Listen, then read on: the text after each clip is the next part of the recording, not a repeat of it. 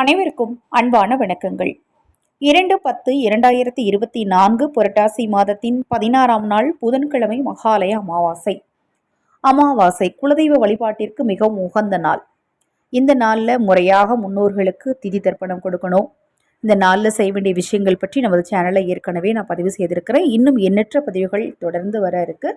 இப்போதான் நம்ம சேனலை நீங்கள் முதன்முறையாக பார்க்குறீங்க அப்படின்னா சப்ஸ்கிரைப் பண்ணிக்கோங்க. பக்கத்தில் இருக்கிற பெல் பட்டனை மறக்காமல் கிளிக் பண்ணிக்கோங்க. 2/10/2024 புரட்டாசி அமாவாசையில் ஆதரவற்றவர்களுக்கு உணவளிக்க விரும்பினால் 9344692042 இந்த வாட்ஸ்அப் எண்ணுக்கு தொடர்பு கொள்ளுங்க. அதேபோல் உங்கள் தனிப்பட்ட பிரச்சனைகளுக்கும் பிரத்யேகமாக பரிகாரங்கள் சொல்லப்படும். அதே வாட்ஸ்அப் எண்ணுக்கு தொடர்பு கொள்ளுங்க. அமாவாசை நாள் குலதெய்வத்திற்கு வாழை இலை கண்டிப்பாக வாங்கிக்கோங்க.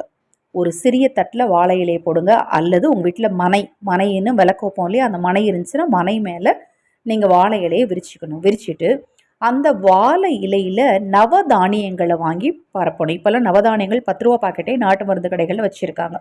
அந்த நவதானியத்தை வாங்கி அந்த வாழை இலையில் பரப்பி அகல் விளக்கு ஒன்று புதுசாக வாங்கி அதை சுத்தமாக கழுவி அதை முழுக்க நல்லா மஞ்சள் தடவி பொட்டு வைங்க. மஞ்சள் குங்குமம் பொட்டு வைங்க. பொட்டு வச்சு அதில் தேங்காய் எண்ணெய் கொஞ்சம், நல்லெண்ணெய் கொஞ்சம், நெய் கொஞ்சம், இந்த மூன்றுமே கொஞ்சம் கொஞ்சம் ஊற்றி பஞ்சு திரி போட்டு தீபம் ஏற்றி வைக்கணும். நவதானியத்துக்கு மேலே குலதெய்வத்துக்கு தீபம் ஏற்றி வச்சு அமாவாசை முடிந்த பிறகு அந்த நவதானியத்தை எடுத்து மூட்டையாக கட்டி கொண்டு போய் ஓடும் நீரில் போட்டுருங்க. இவ்வாறு செய்கிறதுனால இந்த குலதெய்வ தீபம் ஏற்றிய நவதானியத்தை நீங்கள் ஓடும் நீரில் போடுறதுனால பார்த்தீங்கன்னா உங்களுக்கு இருக்கக்கூடிய பித்ரு தோஷம் நிச்சயமாக நீங்கும்.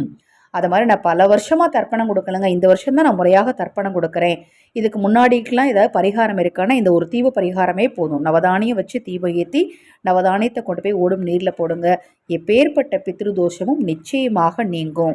தெய்வத்துக்கு தவறாமல் இளநீர் வாங்கி பிரசாதமாக வைக்கணும். இந்த நவதானிய தீபத்துக்கு இளநீரை பிரசாதமாக வைக்கணும். இந்த இளநீரை குடிக்கக்கூடாது. இளநீரை கொண்டுட்டு போய் நீங்கள் ஓடும் நீரில் போட்டணும். இளநீரை கொஞ்சமாக திறந்து பிரசாதமாக வச்சுட்டு கொண்டு போய் ஓடும் நீரில் போட்டுருங்க. அதாவது ஏதாவது விருட்சம் இருக்கும் இல்லையா, மரங்கள், அது கொண்டு போய் ஊற்றிடணும். இந்த பதிவில் உங்களுக்கு ஏதாவது சந்தேகம் இருந்தாலும் வாட்ஸ்அப்பில் கேளுங்க. தொடர்ந்து நம்ம சேனலை பாருங்கள். ஹரஹர சங்கர ஜெய் ஜெய்சங்கர, ஹரஹர சங்கர ஜெய் ஜெய்சங்கர, மகா பெரியவா திருவடிப்பாதம் சரணம் சரணம்.